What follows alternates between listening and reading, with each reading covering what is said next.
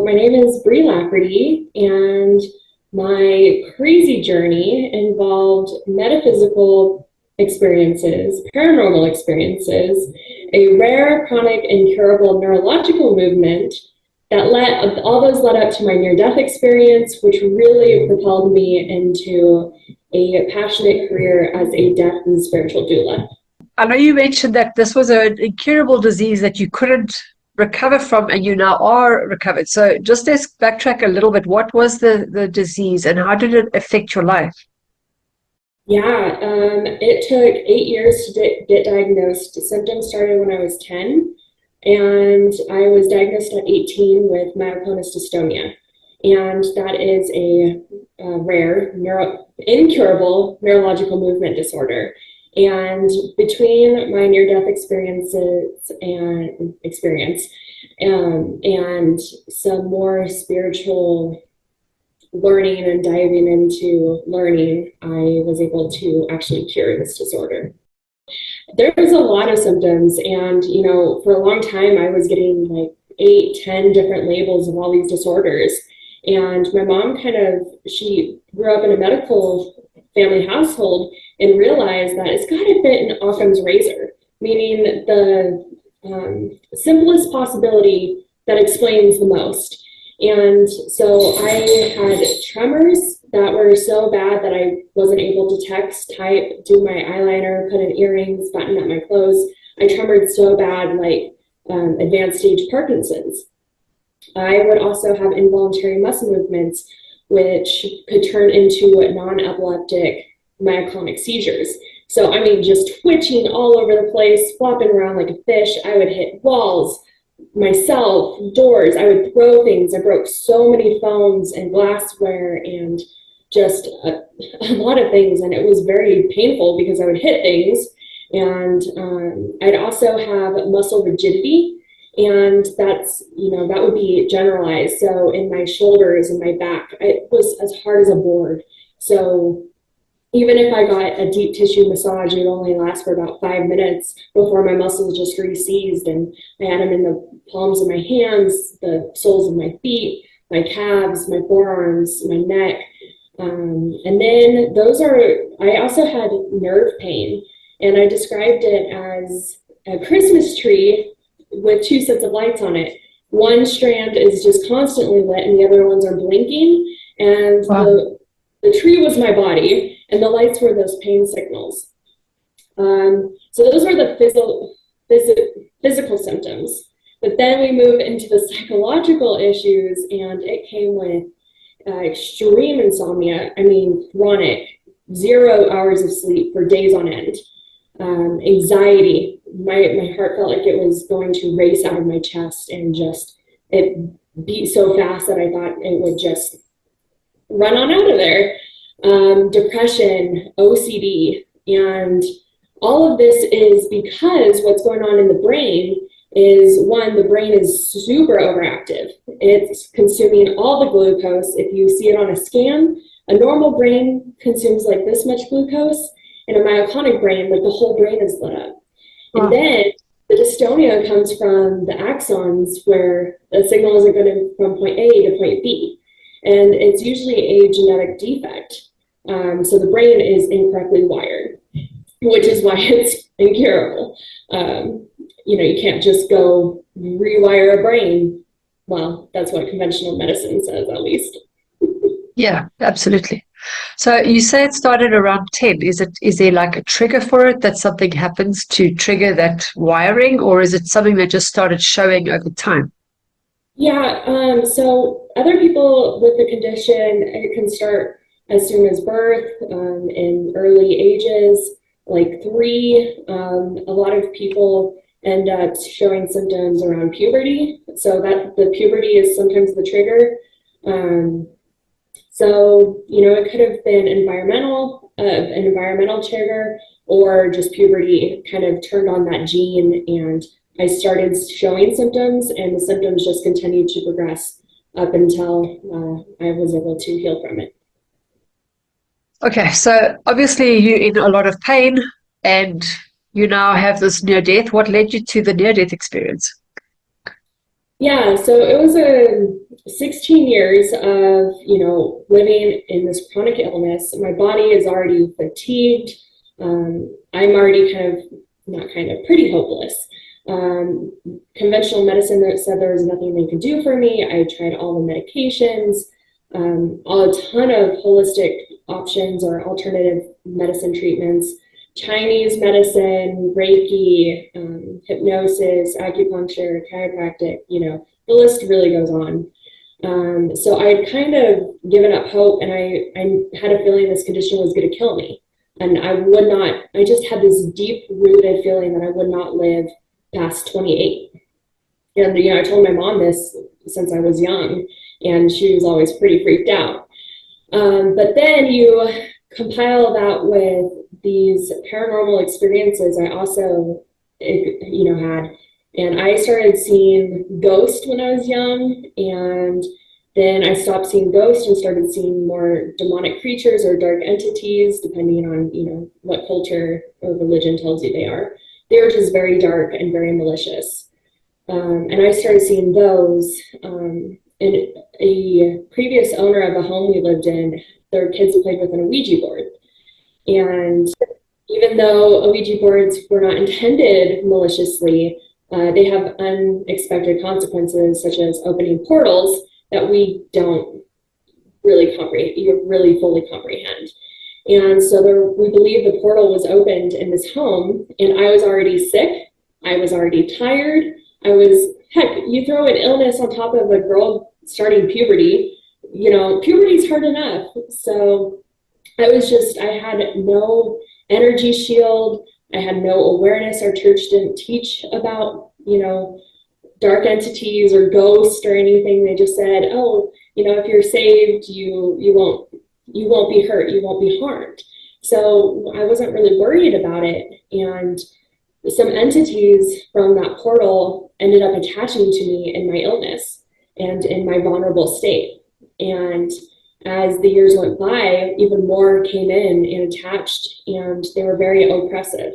Not possessive, I wasn't possessed by them, but I was very oppressed by them.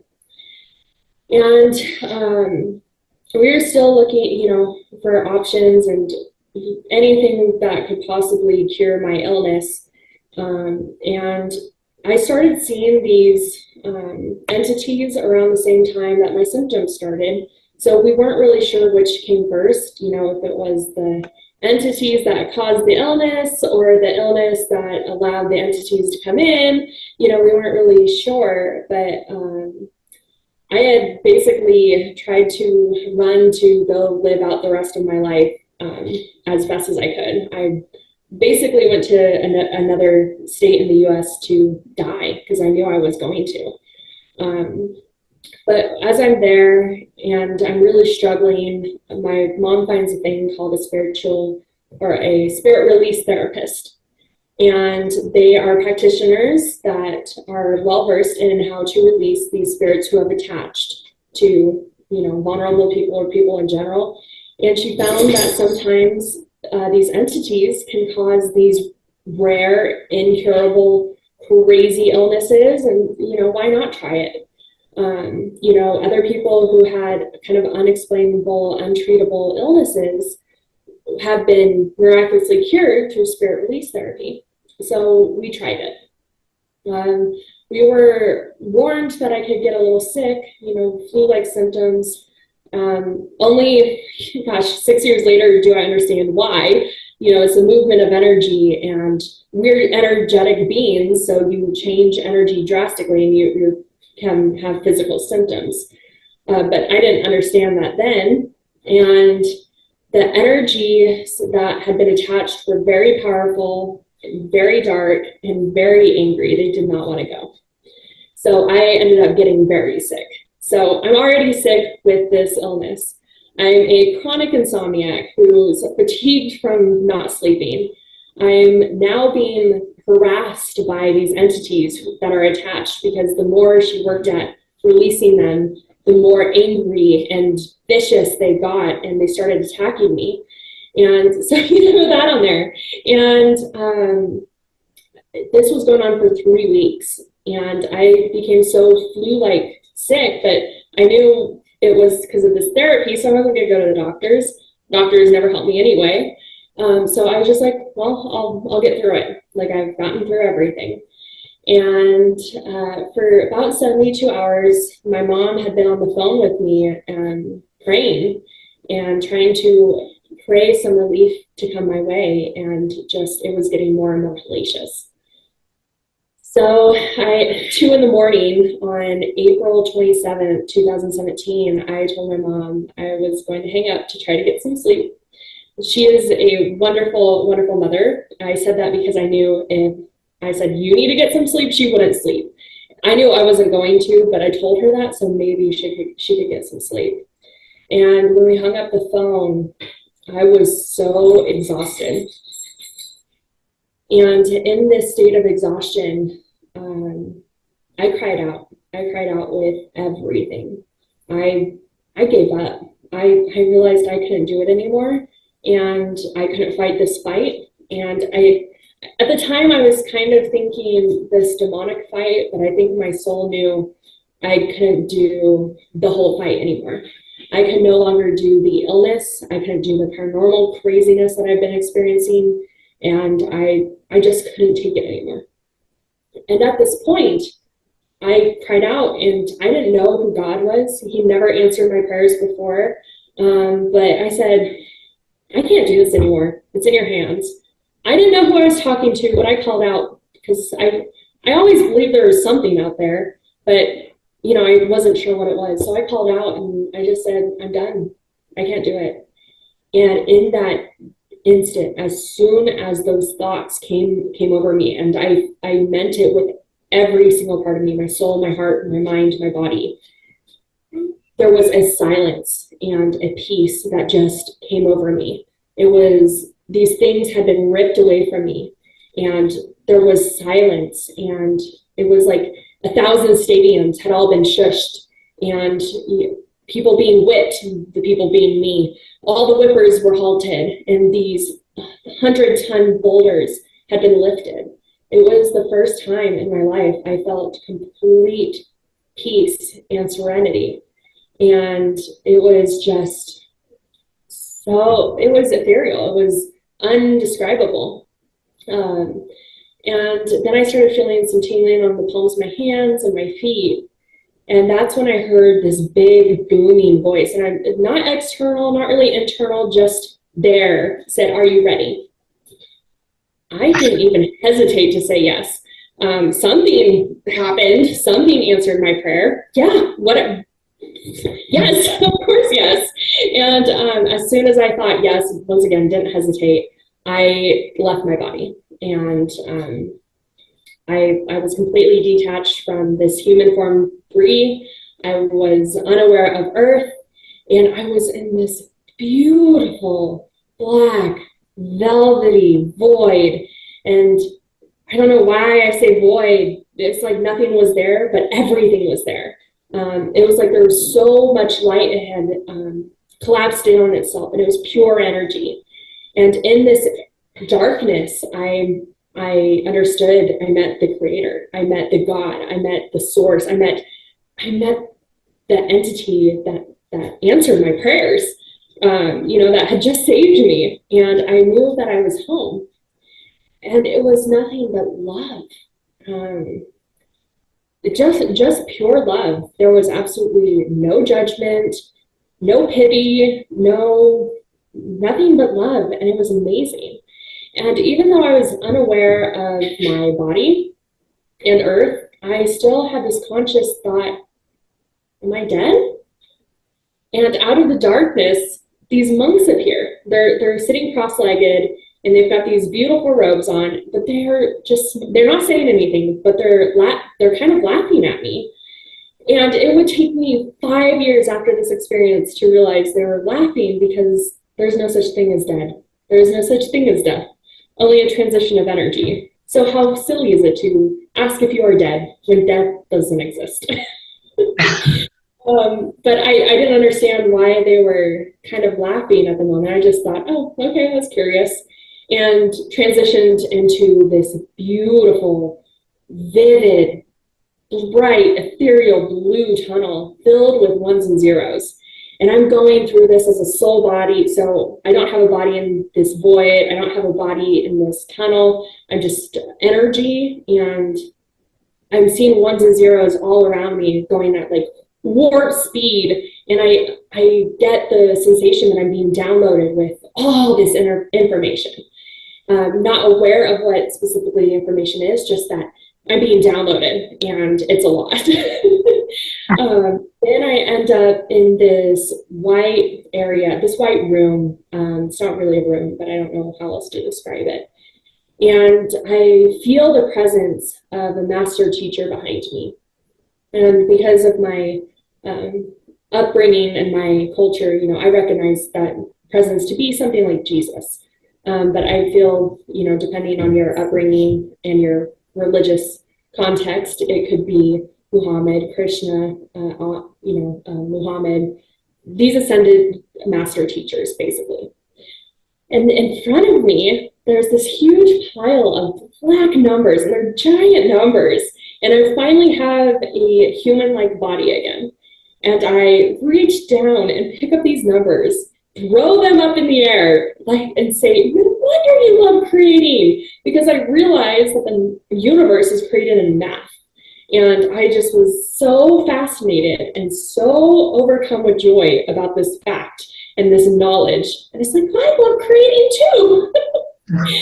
And now that's the only really thing that happened in that space before I transitioned into a place reminiscent of Earth. So I'm still not aware of Earth or Bree, but this place, looking back in hindsight, is very kind of reminiscent of Earth. And this place is where there are other beings, and there's hundreds of them. And I've lost my human-looking body again. And most of us are dolls. We look like dolls. And it's just this most fascinating place. And I'm filled with pure curiosity. And I see these other beings sliding down trees that are covered in snow. And I have this thought, I don't think I like snow. And as soon as I have that thought, it turned to lush green. And I think, oh, that'd be a lot of fun. As soon as I have the thought, I'm sliding down the trees, having all the fun. And I'm starting to realize that, you know, my reality is being created with my thoughts. And then I have the realization that, oh my gosh, I'm seeing these other beings. What if they actually like snow and they're experiencing snow while I'm experiencing green, you know, lush moss trees, but we're having these experiences that are different, but together simultaneously. And it wasn't, you know, this huge mind-blowing thing that it is here on Earth. It was just like, that's cool. You know, and I didn't even think twice about it. It was just a kind of matter of fact. And I mentioned that they're beings because I didn't know if they had ever lived a human experience. I didn't know where their souls had been, where they were going, where they had come from. I understand it to be this kind of holding place. And this is the part of my experience that a majority of my experience was. So there's no time. So it's hard to say I spent the most time here, but it was definitely the most substantial part of my experience. And the thought creation was just absolutely instantaneous. There was a part where I was a snowman. Yes, I know the irony because I just mentioned I didn't like snow. You know, the universe has a quirky sense of humor, but I was a snowman for a portion of this experience. And I saw these other beings working on a machine with a huge flame coming out the end of it. And I just had the thought, what happens if I get too close? Will I melt? Well, as soon as you have the thought, it happens. And I'm close and I melted. And I'm just a puddle of eyes. And I have the thought, I wonder if anyone will put me back together. Of course, as soon as I had a thought, they put me back together. There's other times when I was interacting with these beings. We were kind of harmoniously stocking shelves of the store. And then on the other side of the storefront, there's this huge stage, and we all end up on the stage dancing as if we had choreographed for millennia. No one said a word. I never heard a thought. It just happened. We moved in unity. So all of these thoughts and all these interactions with these beings, I never heard anyone saying anything, whether verbally or telepathically, but things just happened, and we were just one, and it was very, I guess, just oneness. It was really, really interesting. The last notable part of this area, I was a robot, and I was trying to learn to fly, and absolutely terrible at it, and ended up hitting a pole and severing my arm. There was no pain, there was no fear, there was nothing, no negative emotions. It was just like, oh, I wonder what's going to happen. And then I see it grow back, like reattach itself with ones and zeros. And I was just, once again, fascinated and overcome with joy and curiosity. So this, this experience, this part of my experience was just, really about thought creation and oneness and just curiosity and joy. And at the end of this place reminiscent of Earth, there was a barbed wire fence, and all the beings started to kind of gather along this fence, and there was an opening. You can't see, I couldn't see behind the fence. It was all blurry, but I knew I couldn't follow the beings that had gone through the opening to cross this barrier. I didn't have a choice. I didn't know what was beyond there. I knew I couldn't go. And that kind of transitions into the last part of my experience, where I'm in this dark room, this black room, and there are these 7 powerful beings behind me. I don't know who they are. They're more powerful than the master ascended teacher I met in the white room, but not as powerful as the creator that I met in the void. It's somewhere in between. And I don't see them, I just feel them behind me. And in front of me, there's this golden scroll, and it's unraveled, and there's a quill starting to write in beautiful, kind of floating, golden, sparkly script. And I just get so excited, and my ego comes back and, realizes this is incredible information that is so overwhelming that no human should be seeing this. And that's the time my ego decided to come back and say, you're showing this to a human. I didn't even know I was a human, and my ego came back and ruined it all. It instantly rolled up, and I was snapped back into my body at that moment. Wow. That experience is so powerful. I actually could feel myself tearing up a little bit in the beginning because the emotion's there. It's raw, Well, and different aspects of my experience have come to fruition over the last 7 years. So it'll be 7 years next month. And the monks, I told you it took me 5 or 6 years to figure out that I think 6 years to figure out they were laughing because there's no such thing as death. That took me 6 years. And some information from my near-death tunnel came to me in a meditation. And that was 6 years later. The whole thought creation, that was, about 6.5 years later, that I understood how relevant it is to this reality, this life, how powerful our thoughts and our language really is. So things are slowly unveiling itself as time goes on. So I'm sure more information from the tunnel will come apparent, and some more experiences from that place reminiscent of Earth. And I really hope I get to see what's on that scroll. Also want to know. It's like, I just ended. So tell me, okay, so now you're back in your body. Are you now healed? Oh, so this getting back in my body was absolutely crazy. As soon as I re-entered my body, I felt my heart restart.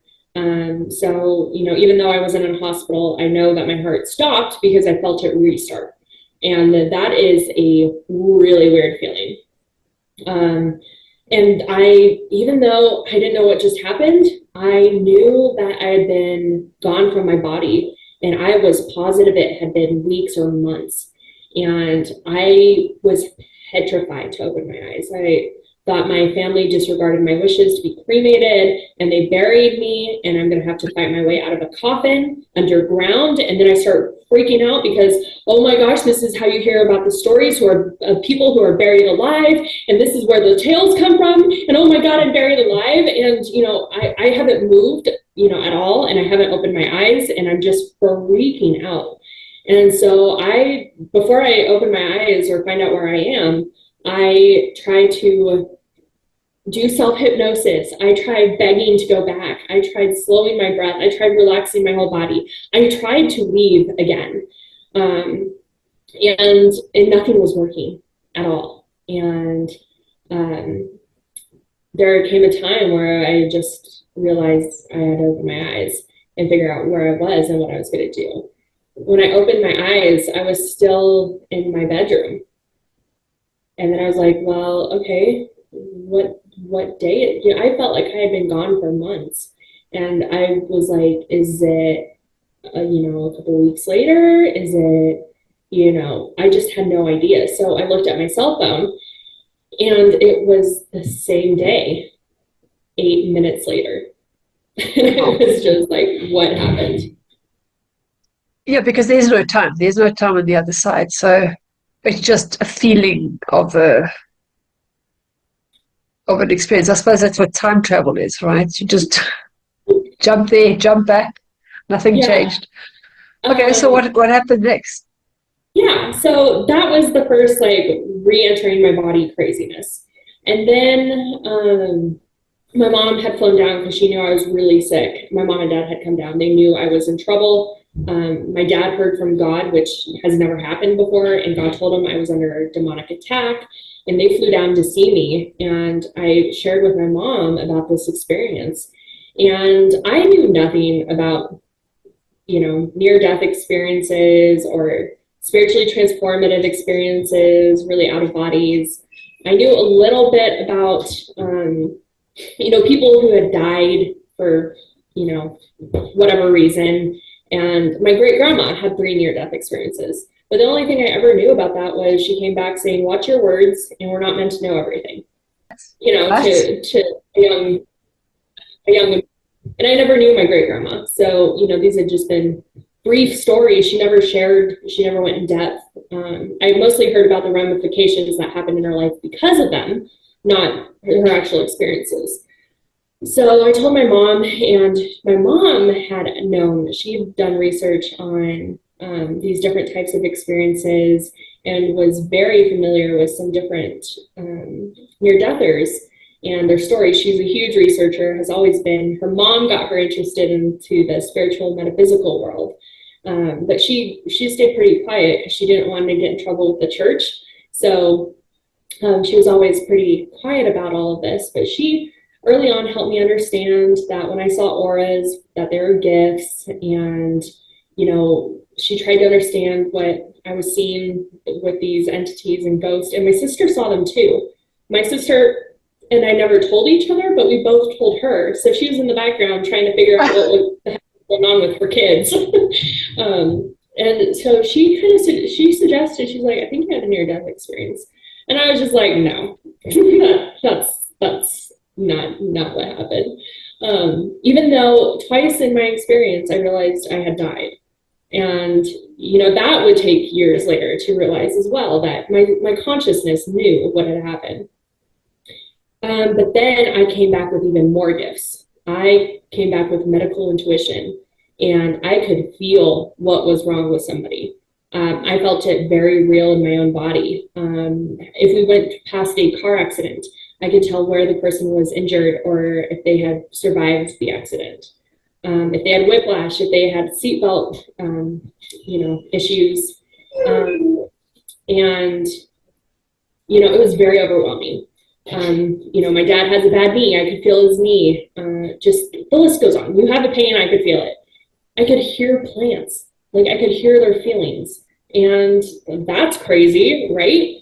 And so, all of this was super overwhelming. I started hearing people's thoughts. And that was a whole new scary thing. And it was just very overwhelming.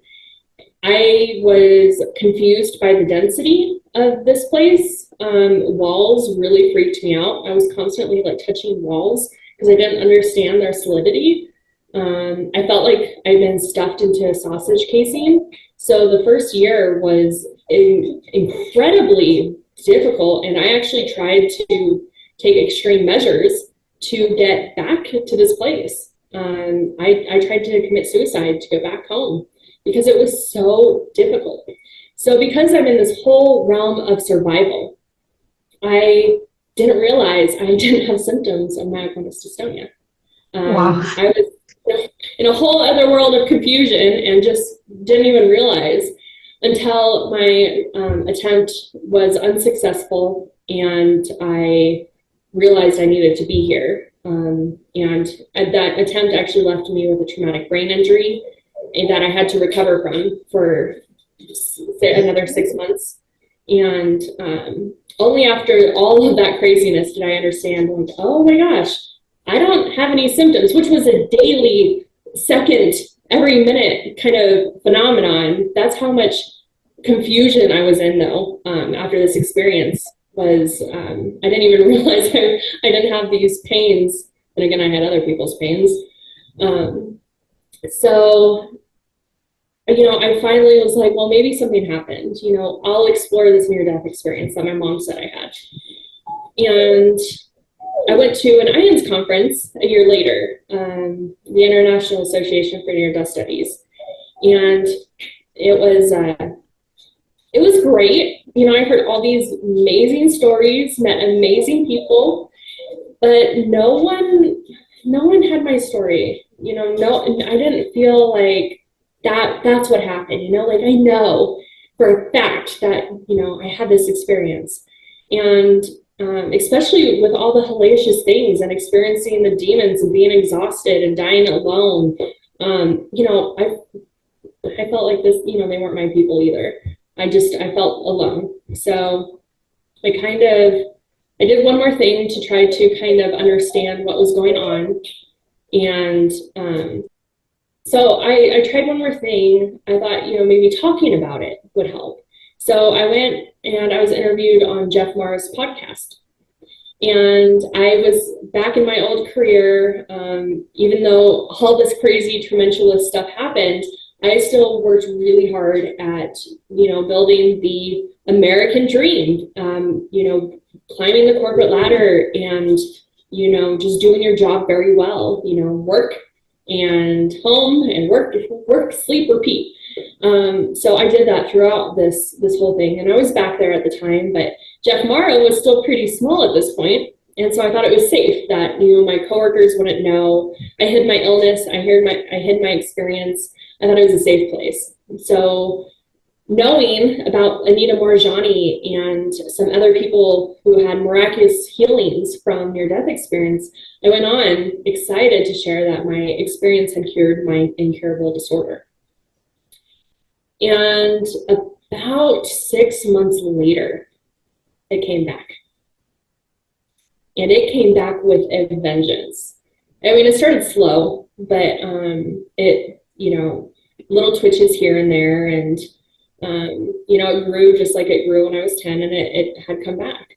And by 2020, it was pretty hellacious again. I was having a lot of dystonia, a lot of the myoclonic, episodes I would have to hide from my coworkers. And, I hid it from the world. And then COVID hit and the world got shut down. I became very isolated and, all the layoffs happened. And I ended up not being able to do much. Like I was really tremoring and really starting to be unable to carry on a life, an independent life. So I gradually moved back in with my parents, and I just continued to go downhill. I tried to work, tried to keep working. I tried to have relationships.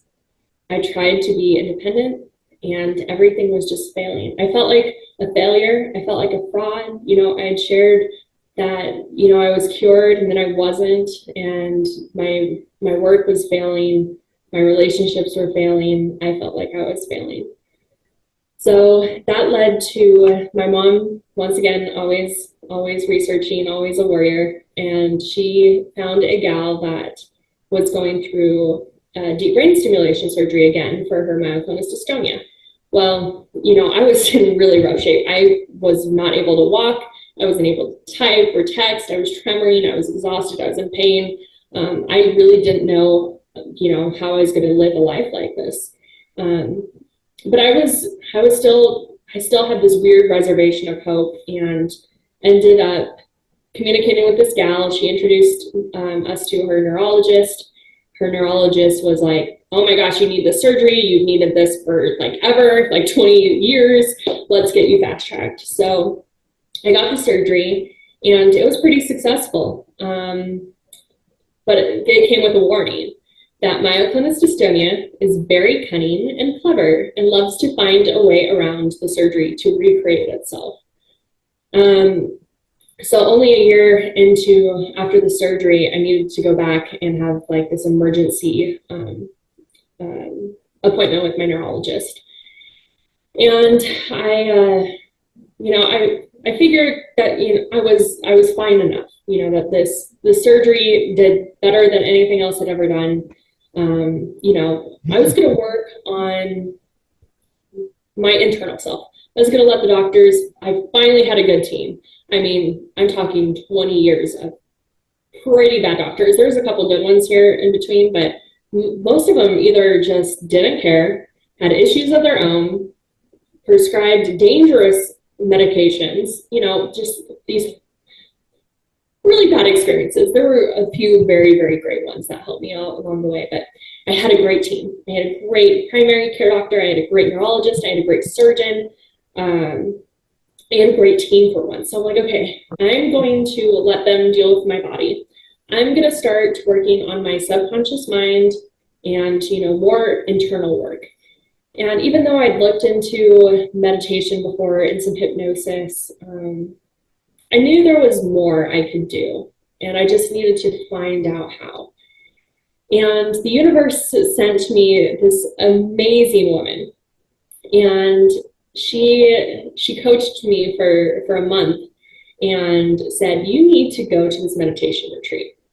And I said, okay. I didn't know anything about meditation really. I figured if you weren't born as a monk, you couldn't get these transcendental ones without drugs. And I knew of mindfulness meditation, which was, only really helpful in the, short-term trauma responses kind of stuff, but never really helped me long-term.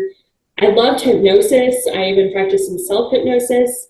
And so I was like, you know what? Okay, I really want to work on these inner parts of myself. My subconscious. I really want to have a conversation and rewire some of these things that have been programmed in my life. And I went to this retreat and realized that I had been doing 21 years of shadow work. So I was constantly addressing, because we thought, maybe it was trauma that, brought on my myclonis dystonia. Maybe it was, something. So we're always doing things. I saw tons of psychiatrists, psychologists, did EMDR, always attacking traumas and emotions. And I had a great hypnotist that taught me NLP when I was a teenager. So all of these things, the language, the tackling the traumas, the emotions, changing your thoughts, your feelings, your actions. I had been doing this already without knowing really what it was, that it was shadow work or the dark night of the soul. But because I had been doing all of this, only 2 weeks into learning this new type of meditation, and I was at this meditation retreat, and all of this, on the second day, all of a sudden I get back into the void And it is amazing. I had the language to get back to the place that was reminiscent of, oh my gosh, everything is here. All possibilities, all energy. And it was just absolutely incredible. I had no idea that getting back to this place was possible without, committing suicide. So I was ecstatic, and parts of my near-death tunnel came, and I saw it go through my heart and into my brain and start rewiring and changing things.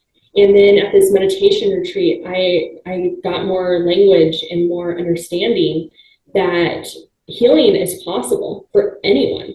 And I heard, all these history of miraculous healings, people who had healed from these types of meditation retreats, people from ALS, MS, blindness, deafness, cancer.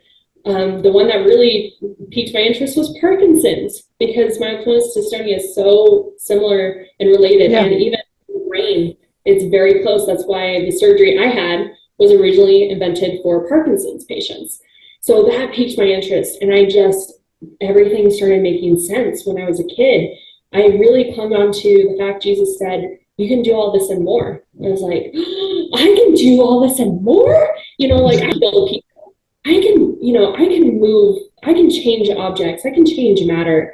And so all of the language of my life just blew up, and all my experiences, all these practices and holistic modalities that we had reached out to, it all started making sense. And I understood why my condition came back. And it's because I didn't know that I could get back. I didn't know I could go into a realm of infinite possibilities. I didn't know I had to change. I went back into my old identity, my old thoughts, my old feelings, my old actions. And in my old identity lay my old condition. And our body is, so programmed, it loves to run on default. And I had 20 some years of my body running on this program. And so because I went back to running on basically the same programs, the same illness was created. And it just made a ton of sense.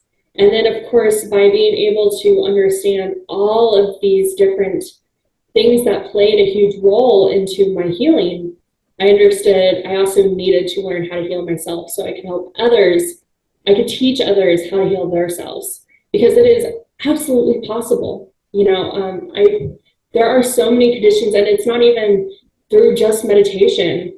There are so many different ways people have these miraculous curings of incurable illnesses, detrimental brain injuries, multiple sclerosis with scarring of the brain they see on scans, and they heal and it's completely gone. I mean, it's just people, I know, it's incredible. So my whole experience, every single step of the way, the crazy spiritual stuff I experienced, not understanding, it allowed me to see that there was a world beyond our 3D physical one, which what came into huge play. And then the illness, why it came, why it ended up in a near-death experience, why the illness had to come back, why I had to learn how to heal it. And it all, steps me into my soul's purpose. And really, without any of that, I'd still probably be in construction, struggling. I never gave up. There was a lot of times of hopelessness and frustration and depression, but I never fully gave up. And I said, there's got to be a reason. And I never thought I would actually live to see the reason and be on the other side of the entities and the illness. But luckily, the dark entities never came back after my near-death experience, which is good. I'm glad I don't need to learn more about that experience. Another fascinating part of my experience, I'm under this demonic attack, and I've been attached for 16 years, and had pretty hellish experiences here on Earth, and even when I astro traveled, whole nother craziness. I ran into these low vibrational energies. But because I called out and I surrendered and I asked for, the God I believed in to come save me, I find I'm now part of a lot of distressing experience groups. Well, there's one in particular that meets every month. But people who die and go to hell, when they call out, they are saved and they're brought into the light.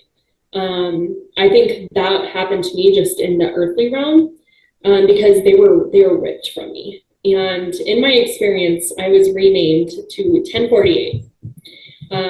I don't share this too often because there's a lot of questions I can't answer that I get asked after sharing.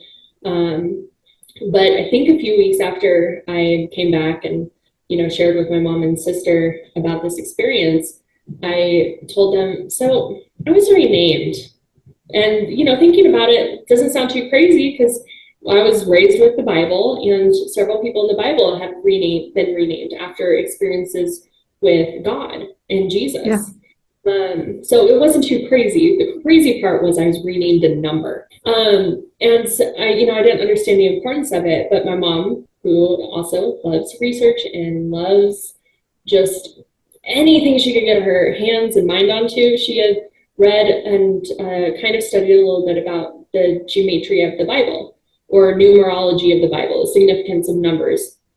And so I don't know how she put it in or how she looked it up, but what she looked up, it's some equation, you plug into the geometry of craziness. I do not understand it. I should probably study it and figure it out.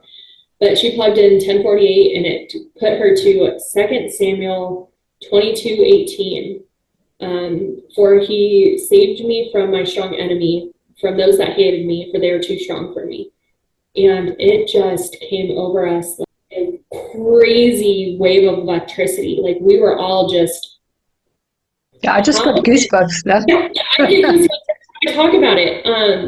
It was exactly what happened. I was saved from an enemy that hated me and that was too strong for me. And how do you pull out that one verse in the whole freaking book out of 1048? That's definitely, I was saved, I was rescued. But since then, I no longer fear them because now I do vibrate on a much higher level. I know I won't encounter them in my meditations because I go there out of love and gratitude. Where when I was astral traveling, I was still vibrating low. I was depressed, I was sick, I was hurting, I didn't want to. So I ended up in these dimensions with these dark entities. So they attached because I was already vibrating low. I think the illness started first and then the entities attached to that. And that's why I got attached. My sister didn't. My sister wasn't sick. We lived in the same house. We had the same experiences. We had the same family, the same upbringing. We're less than 2 years apart. She wasn't sick and I was. And that was a huge difference. And of course, they're feeding off you. Why would they let go? I mean, yeah. Gosh, I was a great person to feed off of. I had anxiety, depression, pain, OCD from my illness, and then they could exasperate it by, having apparitions and plaguing my nightmares, and there was no escape for me. So I was the perfect person. And then, of course, I'm super determined, super stubborn. So I fought like hell to keep surviving. I was the perfect host. I was like unlimited food. I finally, 6 months after brain surgery, I was still having a hard time, and it was brain surgery, trying to recover from that and trying to figure out what to do next. And, my loving parents, after I got a wonderful job offer, it was going to be a lot of work, a new company, and an old company with new branch. I was going to be very responsible. It was going to be very stressful. And they said, why don't you turn it down and you come stay with us and heal? You've never taken time for yourself to heal, which I haven't. Like I said, I always push. I am always determined. I'm always go, go, go. It is both a huge blessing and a huge curse. I'm very proud of that fact, but it has huge repercussions. So I understood the gravity of the situation, and I said goodbye to that job. And saying goodbye to that offer, I knew I was saying goodbye to my career, but I didn't know what the heck I was going to do. Something that helped me kind of process my experience was to volunteer at hospice. So 2 years after my experience, or even one, it was shortly after, I was so drawn to volunteer for hospice. And I think Kathy McDaniel said it the best. I only recently heard her say this, but it's selfish. We want to be close to that experience again. You know, I knew I was so excited for where they're going. I could hold this authentic energy and just maybe get a glimpse of it. So, you know, a lot of people are like, oh, I couldn't do what you did, you know, what you do when you volunteer for hospice. Oh, that must be really hard. But I'm like, I know where they're going, and it's so exciting. And, you know, so I did that while I was working my construction job. I'd volunteer on the weekends. And I did that for about 2 years and absolutely loved it. But then I got a job offer in another state here in the US, and started working that. And right when I was looking into possibly finding another place to volunteer in this new location, COVID hit and shut the world down. No more volunteer. So, you know, I kind of let that go and didn't realize how big that would come into play later on. So a few months after, you know, I let go of my corporate career, I'm getting antsy. You know, I'm supposed to take a year off to recover and, you know, maybe find what I want to do. Well, a year is more like 3 months in my life. So I started looking into all the things that touched my heart. So I love to cook. I, you know, tried being a private chef. I tried catering. I, you know, tried working some events because I love people. I love social interaction. I love the hubbub of events. I tried house and dog sitting, you know, for people who wanted someone to watch their dog in their own home, and I thought that would be really cool. But you know, I was also looking into, I found a thing called a death doula. And when I started looking into it, I realized it was so much more than hospice. I mean, there were so many different avenues and so many places I could take it.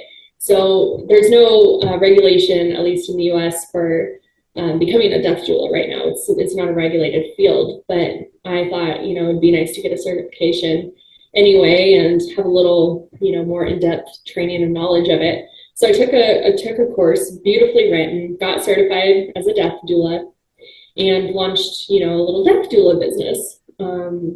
And the places it has taken me, oh my gosh, I never would have expected.